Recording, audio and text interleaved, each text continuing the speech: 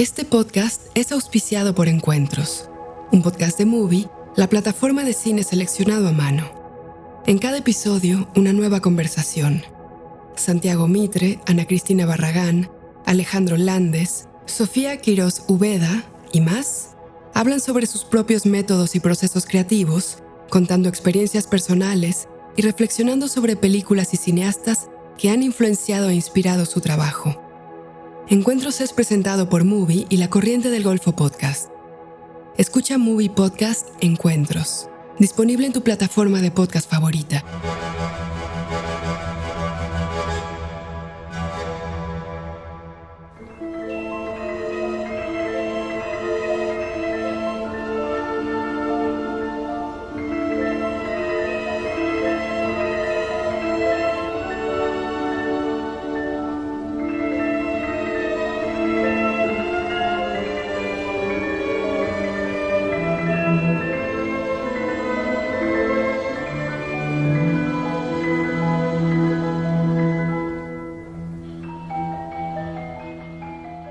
Hola, ¿cómo les va? Bienvenidas, bienvenidos al episodio 3 de Festivales, el podcast que hacemos desde Cannes 2024 con el amigo Manu Yáñez de Otros Cines Europa. Soy Diego Valle de Otros Cines y como siempre con el apoyo y el auspicio de Movie. Tuvimos unos días muy intensos, es una verdad de perogrullo, ¿no? Ya a esta altura decir que son días intensos los de Cannes, porque creo que cada jornada nos depara por lo menos 3 o 4 películas para discutir, ¿no? ¿Vos cómo lo estás llevando esta edición 77? Siempre es intenso, ¿no? Hay que ir aprovechando todos los momentos. De hecho, estamos grabando este podcast entre unas entrevistas que terminé yo de la película Kind of Kindness y una proyección que tienes tú de Limonov, la próxima película de Kirill Serebrennikov. Es todo muy intenso, pero yo creo que han sido estas dos últimas jornadas con muchos platos fuertes, digamos, de autores consagrados, ¿no? Películas muy esperadas. Sí. Y espero que estemos a la altura, ¿no? En este podcast. Diego, ¿con qué película tienes ganas de empezar? Y arrancamos entonces con Tipos de Gentileza, que es el título, por lo menos en América Latina, de Kinds of Kindness, la nueva película de Yorgos Lanthimos, este director griego ahora hiperproductivo, porque acaba de ser uno de los protagonistas de la temporada de premios, con Oscars incluidos, para Poor Things, Pobres Criaturas, y comparte del mismo elenco, porque repite a Emma Stone y Willem Dafoe.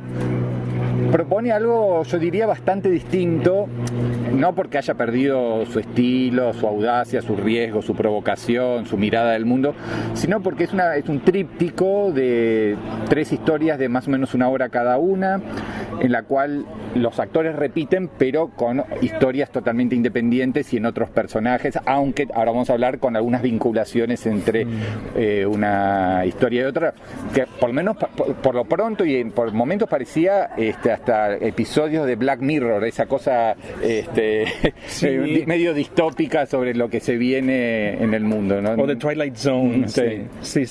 Tienen como un componente fantástico, pseudoesotérico, cada una de las tramas. Y sí, como comentario inicial y general, yo diría que es una película que a mí me resulta un poco decepcionante, porque después de 2 obras como La Favorita y Poor Things, en las que mi impresión es que Lanthimos estaba acercándose o tendiendo hacia un cine algo más abierto a la empatía hacia los personajes, unas películas donde había un desarrollo psicológico que permitía que pudieses entrar en diálogo con las emociones de los personajes, y eso yo creo que era una puerta abierta a esa mirada cruda del mundo que tiene Lanthimos.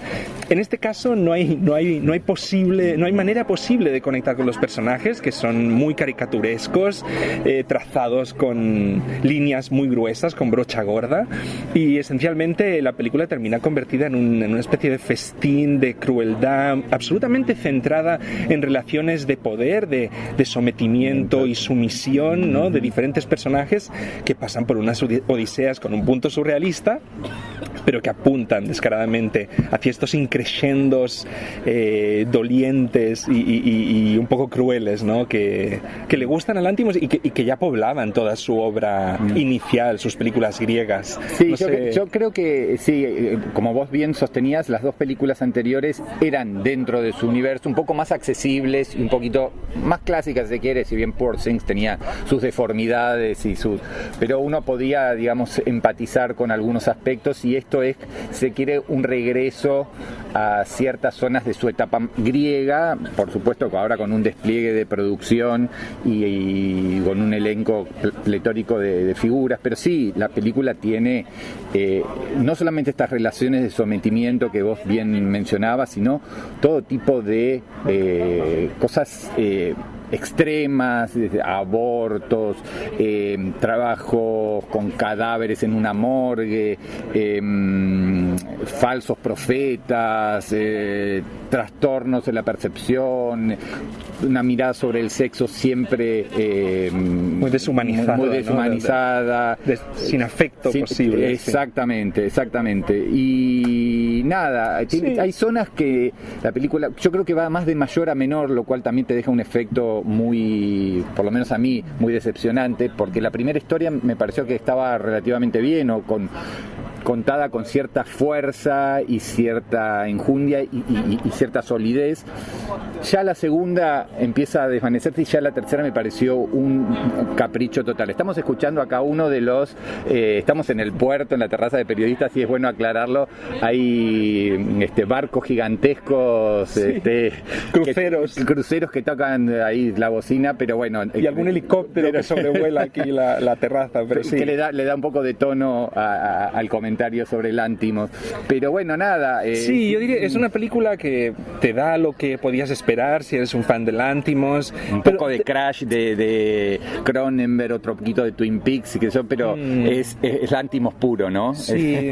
Ahora que apuntas referentes estadounidenses, es verdad que a nivel estético la película había momentos, sobre todo en el arranque, que me recordaba a las películas urbanas, las primeras películas de Paul Thomas Anderson, con el formato panorámico, esa manera tan singular que tenía Robert Elswit, el director de fotografía de las primeras películas de Paul Thomas Anderson, de crear como una especie de haz azul alrededor de los focos de luz, la idea del juego con lentes anamórficas, aunque ya estamos casi acostumbrados a cómo Lántimos le gusta redondear y deformar las imágenes, pero sí, yo creo al final me parece atinado. También hay algo del body horror tomado un poco de Cronenberg y todo el tema de los choques a toda velocidad, que me hizo acordar un poco a Crash, pero nada, es un festín de 3 horas del despliegue de todo ese universo y esa imaginería tan propia de Lántimos, que tiene claramente muchos fans, no en el caso nuestro, pero me parece que incluso para sus seguidores más fieles es una película problemática con muchos desniveles y... Tiene algo como de rutinaria, ¿no? Sí. Como si él estuviese cumpliendo, como si tuviese ganas de filmar, y eso sí que hay que reconocerse. Que de hecho creo que ya tiene otra terminada, ¿no? Se ha anunciado un nuevo proyecto que también estará protagonizado por Jesse Plemons y Emma Stone, sí. Pero sí, está en la cresta de la ola, Lántimos, eso no se le puede negar, sí. Bueno, y vamos entonces a otro cineasta que llegaba acá con mucha expectativa, por lo menos para nosotros que habíamos disfrutado bastante de sus últimas películas. Estoy hablando de Paul Schrader con O Canada, que es una nueva incursión en el universo literario de Russell Banks. Recordemos que ya había hecho Affliction o Días de Furia, por lo menos así se estrenó en América Latina, y también un reencuentro 44 años después con Richard Gere, después de Gigoló Americano, ¿no? Entonces era un doble reencuentro de un director que para mí venía muy, muy en forma, porque bueno, tanto El Reverendo, First Reform, The Card Counter o Master Gardener me parecía que estaba en una muy buena etapa a sus 70 y largos. Y para mí, y acá creo que disentimos porque algo comentamos, fue una decepción. Diría que una de las mayores decepciones para mí de Cannes, porque esperaba mucho, y quizás de un Coppola que hace muchos años que no ha sido una película buena, para mi gusto, entonces no fue tanto el shock. Y me parece que Okana, por lo menos para mí, es una película... diría, es un término un poco peyorativo, perezosa o un poco torpe o subrayada en cuanto al trabajo. Cuento en 2 líneas y te paso para que vos la defiendas un poco, pero digamos es un documentalista muy veterano al que se le diagnostica un cáncer terminal y unos cineastas que lo admiran le proponen hacerle una entrevista final o definitiva en la que cuente su vida, su obra, y a partir de esos recuerdos un poco confusos porque él ya está bastante deteriorado a nivel psíquico, físico, etcétera, etcétera, en medio de esa confusión los recuerdos son filmados a través de flashbacks que son protagonizados por Jacob Elordi, o sea, con el documentalista en su etapa juvenil, formativa, etcétera. El veterano es Richard Gere, obviamente. ¿Qué te generó a vos? Sí, a ver, tengo que reconocer que es una película desigual, es una película peor que los anteriores 3 films de Paul Schrader, pero es una película que para mí se la juega en algún sentido, ¿no? Y en este caso por abordar un cara a cara con la muerte muy crudo y que para mí tiene una cierta vibración, una energía que en general estoy echando de menos en las películas de la sección oficial. Ahora hablábamos de Lántimos y esa sensación de un cineasta que está cumpliendo con el expediente. Yo creo que en este caso Schrader, la película es desigual, muy imperfecta, pero hay una apuesta fuerte por 2 cosas al menos.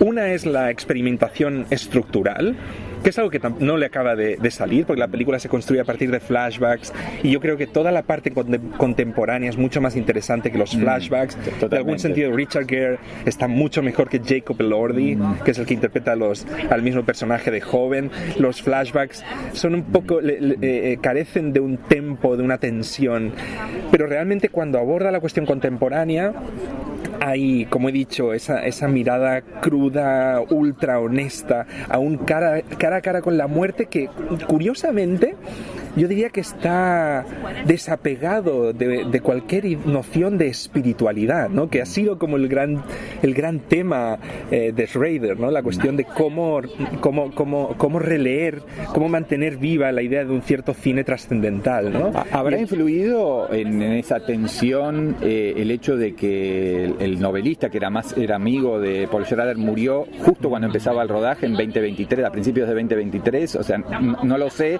pero efectivamente es una novela sobre la cercanía, la inminencia de la muerte y cómo de alguna manera lidiar con los fantasmas, los secretos, las mentiras, lo oculto, lo no dicho, en esta especie de entrevista confesional en la cual le va surgiendo cosas que hasta sus interlocutores dicen, uy, no es demasiado, no es o no será parte de esta confusión mental. Entonces hay una zona ahí como contradictoria e interesante a la vez. Claro, pero por otro lado me parece una película bastante torpe y hecha un poco a las apuradas, y después leyendo cómo fue que tenían muy poca plata y la hicieron en 17 días, yo creo que se nota sobre todo en los flashbacks que están resueltos como una especie de, bueno, hay que hacerlos porque no puede ser 90 minutos de una confesión a cámara no puede ser a nivel comercial, podría hacerlo a nivel artístico, no sé si se sostenía. Entonces me parece que ahí la película flaquea y la transición o el pendular entre la actualidad y el pasado no siempre fluye y no siempre está interesante. Sí, todo eso estaba en la novela, y realmente lo que estaba comentando de esta mirada tan cruda a la muerte también está en la novela. O sea, vaya, no es un spoiler, está muy hacia el principio, sí, cuando el personaje de Richard Gere ya apunta, cuando se le acerca una mujer joven, una de las asistentes de los cineastas que le están grabando, y él se pregunta cómo me olerá, ¿no? ¿Estará oliendo el hedor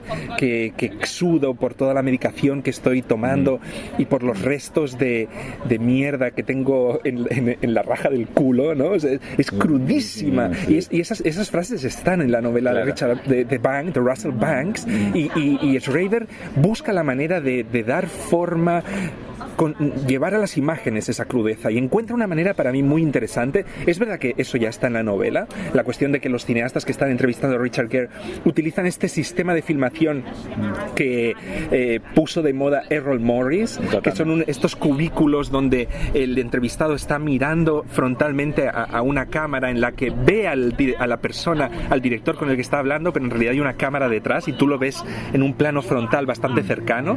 A la práctica, ese testimonio crudísimo del personaje de Richard Gere a mí me recordó un poco a las imágenes súper icónicas de La Pasión de Juana de Arco de Dreyer, que es otro de los grandes referentes de Schrader. Y yo creo que ahí, pero para mí lo interesante es que Schrader toma ese referente visual y estético, pero lo depura, de algún modo lo vacía de espiritualidad y solo deja ese ya me estoy repitiendo, ¿no? Pero ese cara a cara con la muerte, en el que ya no hay esperanza, el ego se diluye, la idea de la grandeza se diluye y solo queda algo muy esencial, un último respiro y una última posibilidad de conectar con un ser querido, que está interpretado por Uma Thurman, ¿no?, en la película. Totalmente. Así que nada, con algunas diferencias, pero bueno, sí, valorando y entiendo la selección para Cannes de una película de estas características, más allá de que para mí es un paso en falso o digamos una caída respecto de esa trilogía tan notable que venía siendo Schrader. Otro cineasta habitué de Cannes y con películas siempre grandes, arriesgadas, audaces, que generan mucho debate, y yo diría que es la película del festival en cuanto a la polémica. Estamos hablando de Emilia Pérez, lo nuevo del director francés Jacques Audiard. Audiard ganó la Palma de Oro en 2015 con Dipan, dirigió varias películas que también estuvieron en Cannes. Algunas de sus películas que se estrenaron por ejemplo en salas de Argentina, como Lee mis labios o El latido de mi corazón o Un profeta, Metal y hueso. O sea, es alguien que es un abonado a Cannes y vino con algo sorprendente y delirante incluso dentro de su filmografía, como esta Emilia Pérez, que es una película rodada básicamente en México, mayoritariamente en castellano, con todos los casi nadie es mexicano, con lo cual hay una mezcla de acentos.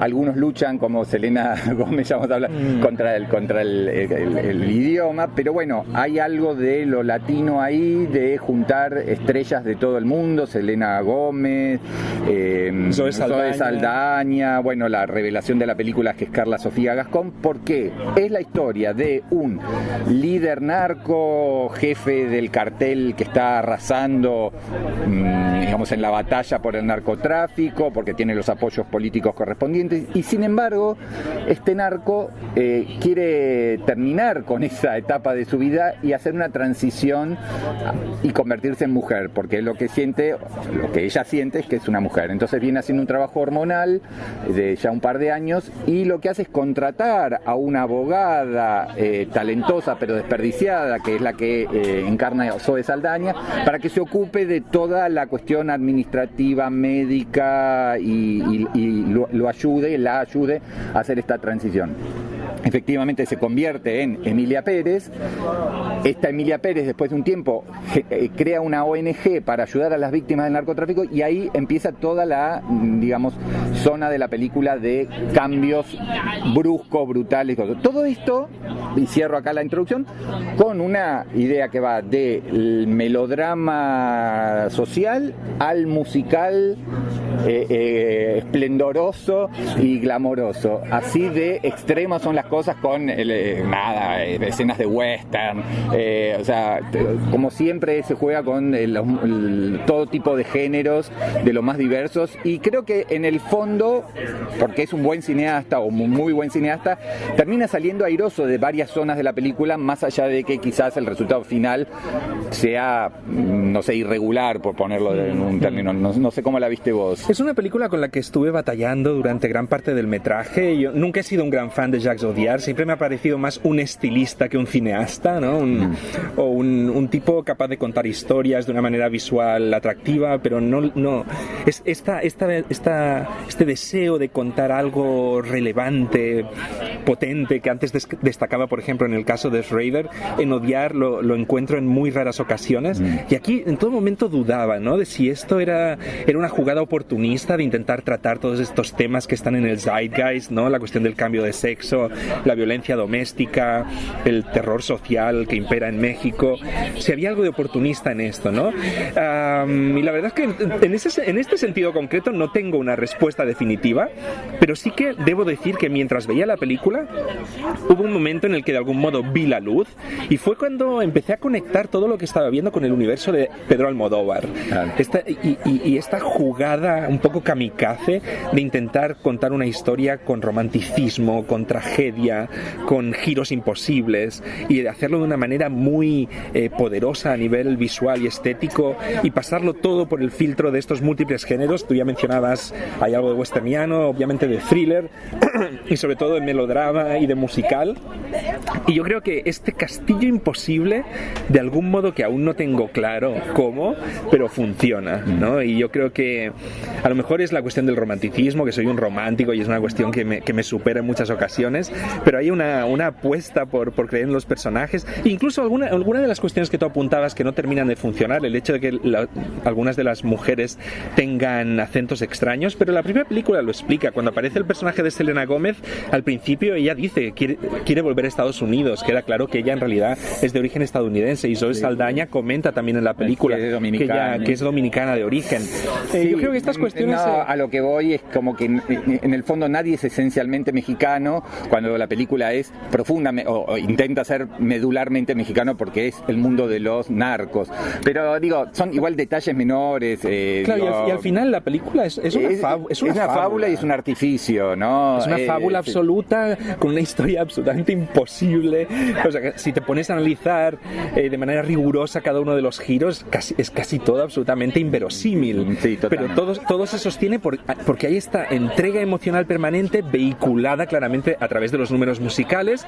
Yo diría que es otro aspecto un poco desigual de la película.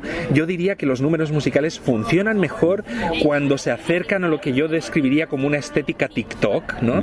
Con los personajes cantando a cámara, con unas coreografías que claramente apuntan a la frontalidad. Sin embargo, cuando los números musicales son como más íntimos y más como a la Jacques Demy, yo diría que le funcionan peor a Audiard, ¿no? Audiard necesita el gran espectáculo. Puede ser. Pero debo decir que más allá de lo imposible que es la película y de su irregularidad, pues, a mí me ha funcionado, me conquistó, y tuve varios momentos de elevación, sí, ¿no? A lo largo del film. Es una película disfrutable, y para mí, a mí sí me gusta mucho el cine de él. Me parece que es un gran director, más allá de lo que elige, y que no entiendo a veces por qué elige cosas como esta, pero evidentemente es una película de impacto, y como vos decías, me parece que funciona más y mejor la zona Almodóvar que la zona, pongamos, Michel Franco, para ponerlo en alguien que muestra la sociedad mexicana en sus facetas más sórdidas, y me parece que en el fondo los personajes tienen como cierta gracia, cierta ternura, cierta tensión, cierta profundidad en cuanto a sus motivaciones, y uno quiere que en el fondo a la mayoría les vaya bien, sobre todo a la protagonista, y me parece que... Pero cuando te refieres a la protagonista, ¿te refieres a Zoe Saldaña, que es la abogada, o al narcotrans? Sí, a ver, porque está contada desde el punto de vista de Zoe Saldaña, y entonces en ese sentido funciona como protagonista, como la que observa todo desde un poquito más desde afuera. Pero la protagonista, para mí, en cuanto a la esencia de la película, es Emilia Pérez, o sea, el personaje que hace Carla Sofía Gascón, que es este narco que se inicia la película como hombre y la termina como mujer, y todo lo que le pasa en relación con sus hijos, con su ex esposa, etcétera, etcétera. Sí, debo decir que estoy totalmente de acuerdo contigo que la vertiente social de la película es lo peor. De hecho, hay un número musical donde se intenta evocar el dolor del conjunto del pueblo mexicano y las madres y familiares de los desaparecidos en la violencia provocada por la guerra contra los narcos, y es desastroso ese número musical. Bueno, por eso yo creo que la película generó reacciones tan adversas, o no adversas, sino tan opuestas, tan extremas. En cuanto hay gente que estás escuchando en el palé, son esas películas que se siguen comentando muchas horas después de terminada y varios días, porque hoy ya estamos al día siguiente y en la sala de prensa, vengo de ahí, todo el mundo estaba comentando la película, y tiene defensores que hablan de obra maestra, o sea, a esos niveles, y hemos leído también críticas con la más baja calificación, 1 estrella, diciendo que es una falta de respeto, una vergüenza, una aberración, que creo que ninguno de los dos adscribimos a esas visiones o esas miradas extremas sobre la película. No, meter en juego la cuestión moral o ideológica, o sea, es complicado en el sentido que la película es claramente una fábula, y yo creo que odiar no oculta esa distancia, no intenta crear una historia verista, ¿no? Pero bueno, hubo miradas desde América Latina muy enojadas. Me gustaría saber cómo la ven los mexicanos. No leí nada todavía. Bueno, yo conozco un mexicano al que no le gustó nada, que está vinculado con los festivales de cine, y otros mexicanos que proceden del ámbito del periodismo que están encantados con la película. Bueno, muy interesante. Sí. Bueno, pero me parece que es un poco lo que genera. Es una película de alto impacto, de la que tenés ganas de discutir, como estamos discutiendo nosotros, y que evidentemente son las que a Cannes les sirven, porque trascienden más allá de una buena crítica o una mala crítica. Son las que se discuten, las que se van a hablar durante todo el año y que seguramente van a estar a la hora de los premios, no sé si el Oscar, porque en algún sentido es un poco rara y deforme y extraña para los cánones más convencionales o más clásicos de la industria, pero sí es una película que a Cannes le sirve mucho. Y en el extremo opuesto, de película mucho más sutil, más contenida, más climática, viniendo de otro origen y de otro punto del planeta, de otro extremo del planeta, es lo nuevo de Jia Zhangke, un director que nos gusta mucho, que estrenó acá en la competencia Caught by the Tides. Una película también rara porque recorre los 21 últimos años de la historia china, porque arranca en el 2001 y termina en plena pandemia del 2022, y es también un regreso o una recuperación de algunas películas previas de él. Yo creo que, no sé si vos ya tenés el dato, pero me parece que hay materiales tomados cuando él filmó en el 2001, en el 2002 Unknown Pleasures, o sea, Placeres Desconocidos, y en el 2006 Naturaleza Muerta. Me parece que hay cosas tomadas de esa época y unidas a materiales tomados, sí, más recientemente, en tiempos de pandemia o reconstruyendo lo que fue la pandemia, y con eso hay como una revisión de su propio cine, que a su vez es una revisión de la historia de China, porque sus películas son una mirada a los profundos, notables y para nosotros inentendibles cambios arquitectónicos, socioeconómicos, culturales de ese gigante que es China, ¿no? Que creo que él ha sido uno de los retratistas más emblemáticos y más interesantes. Sí, a nivel cinematográfico es uno de los grandes historiadores en mayúsculas del cine contemporáneo. Debe estar entre mis 5 o 10 directores favoritos del cine del siglo XXI. Es una película imposible no conmoverse con ella si uno es un adepto al cine de Jia Zhangke. Estoy totalmente de acuerdo contigo. Le entrevisto mañana y obviamente le preguntaré en detalle, pero estoy convencido que sobre todo durante los 2 primeros tercios de película hay mucho material reciclado como descartes de las 2 películas que has mencionado, Unknown Pleasures y Still Life, Naturaleza Muerta. Quizá también hay algo de Platform, eso no lo tengo tan claro, que es anterior. Pero claro, ir resiguiendo a Zhao Tao, que es la musa, la protagonista de todas las películas de Jia Zhangke. ¿Sigue siendo la esposa? Yo creo que sí, y ir viendo cómo va envejeciendo, y sobre todo ver su rostro más envejecido en la parte final del film es absolutamente conmovedor. Es muy emocionante la decisión de que ella no hable a lo largo de todo el film. Es un personaje silente que está expresando siempre con el rostro y con el cuerpo. Yo creo que eso es ilustrativo de la audacia expresiva de Jia Zhangke, que además vuelve a ofrecernos una obra híbrida entre el documental y la ficción para explicar el sentir de su pueblo, ¿no?, a lo largo del siglo XXI. A propósito, hay un momento, es un plano, nada más, un primer plano de ella con el tapabocas, ¿no?, en tiempos de pandemia, en la cual ella está, bueno, no importa qué es lo que pasa y no vamos a spoilear, pero está a punto de llorar y solo se le ven los ojos, obviamente, porque el resto está tapado por el barbijo, y esos ojos dicen tanto, y en algún momento ya después se baja el tapabocas y ves que tuvo que le queda como la marca de alguna lágrima. Nada, son momentos, ¿no? Son esos primeros planos que, nada, tienen como un impacto emocional que no hace falta decir nada, y además es una película prácticamente sin diálogos.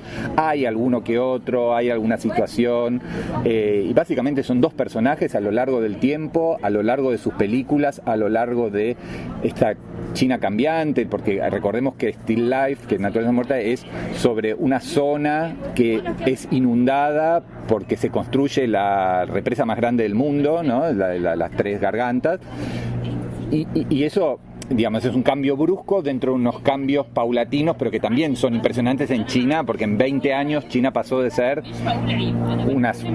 tener zonas rurales que dominaban el panorama a estas urbes que cualquier ciudad tiene 10 millones de habitantes y es la ciudad de provincia, ¿no? Y digo, muy impresionante todo ese cambio edilicio, con también los derrumbes, ¿no?, las implosiones de edificios para construir sobre eso nuevas torres, todo ese cambio que tan bien ha descrito y expuesto Jia Zhangke, tanto en sus documentales como incluso en la vertiente documental de sus ficciones. Sí, yo en ese sentido, antes cuando tú hablabas de la película de Paul Schrader, hablabas de una cierta pereza. Para mí Caught But the Tides es una película que me ha gustado, no me parece de las mejores de Jia Zhangke, y creo que incluso hay algo de pereza en esta idea de ir volviendo sobre su obra, porque de hecho la película anterior, que me gustó mucho también, Ash is Pure as White, ya era de algún modo también un regreso a los tiempos justamente de Unknown Pleasures, ¿no? Empezaba por ahí y seguía con un relato así más melancólico que también podía recordar a Still Life, ¿no? Y esta idea de ir volviendo sobre su propia obra, bueno, debo admitir que al principio de la película me estaba desconcertando un poco. Es verdad que tiene mucha vida, mucho fulgor estético, prueba cosas que no suele meter en su cine, como cámaras lentas, va superponiendo imágenes, y la verdad es que sí, que hay un momento de la película donde me vine muy arriba como espectador, en el que se van encadenando diferentes canciones y diferentes escenas de baile. Por un momento tuve la fantasía de que toda la película iba a ser escenas de canciones y bailes. Me imaginé que en España tenemos a un gran documentalista y director de ficciones, Basilio Martín Patino, que murió hace unos años, y tiene una gran película que se llama Canciones para después de una guerra, donde él repasa la guerra civil española a partir de canciones populares, y por un momento pensé que esto iba a ser como el Canciones para después de una guerra de Jia Zhangke, y no lo es. Que no lo sea después se convirtió en una pequeña decepción para mí, pero le encontré... pero son muchas igual, sí, hay muchas escenas musicales. Claro, pero desaparecen a partir de un momento determinado. Yo creo que eso tiene mucho sentido, porque de algún modo Jia Zhangke nos apunta, ¿no?, cómo al principio del siglo XXI la ciudadanía china aún tenía esperanza, podía gozar, expresar una cierta alegría de vivir. Arranca con una muy linda escena, muy casera, porque además va cambiando la tecnología. Entonces las primeras escenas del 2001-2002 son en mini DV, digamos, después en una cosa, y las últimas son en un HD, ya no las de la pandemia. Entonces también vemos ese cambio, pero la película arranca con un grupo de mujeres charlando, bailando, riéndose, con una cosa muy alegre. Y no vamos a spoilar, pero la película es muy angustiante y muy desoladora, como casi toda la mirada de Jia Zhangke. Entonces me parece que de esa alegría inicial llegamos a la pandemia, que creo que bueno, fue una catástrofe universal, pero China la vivió particularmente mal, ¿no? O incluso antes, en todo el fragmento de ambientado en 2006 también, que evoca Still Life, ya no es posible cantar, ¿no? Esa esperanza, esa esperanza ha desaparecido, ¿no? Y los chinos ya no tienen fuerzas para cantar ni para bailar, ¿no? Creo que es muy contundente ese giro dentro del film. Totalmente. Sí. Así que bueno, esto ha sido un poco el repaso de estas últimas jornadas con Lanthimos, con Schrader, con Odiar y con Jia Yankee. Agradecemos obviamente las repercusiones, los comentarios muy generosos que nos han dado con el episodio 1, que de verdad fue el 2, pero el de Coppola básicamente y Andrea Arnold. Espero que también les haya gustado, y vamos a continuar aquí con Manu Yáñez recorriendo las próximas jornadas y los próximos autores. Se viene, desde Miguel Gómez a un montón de cineastas que en principio nos tientan. Cronenberg, sí, vamos a ver qué tal son. Y nada, agradecerle otra vez a Movie por el apoyo, agradecerles a ustedes por seguir el podcast. Nos hacen sentir de que vale la pena este esfuerzo, estas corridas, y que sienten que de alguna manera nos están acompañando en esta especie de maratón cinéfila que impone Cannes cada año. Así que gracias, Manu, y nos reencontramos en el próximo episodio de Desde Cannes 2024. Venga, hasta la próxima. Hasta la próxima. Chau, chau.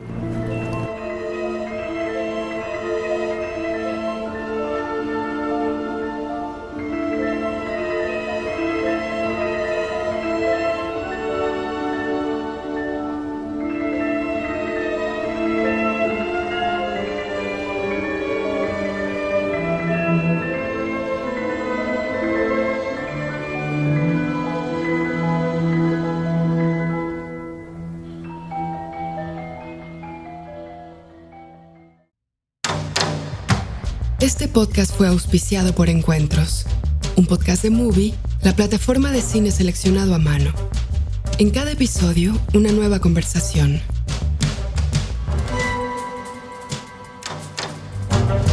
Luis Ñeco, Nele Bolatz, Esteban Bigliardi, Rodrigo Moreno y más hablan sobre sus propios métodos y procesos creativos, contando experiencias personales y reflexionando sobre películas y cineastas que han influenciado e inspirado su trabajo. Encuentros es presentado por Movie y La Corriente del Golfo Podcast. Escucha Movie Podcast Encuentros, disponible en tu plataforma de podcast favorita.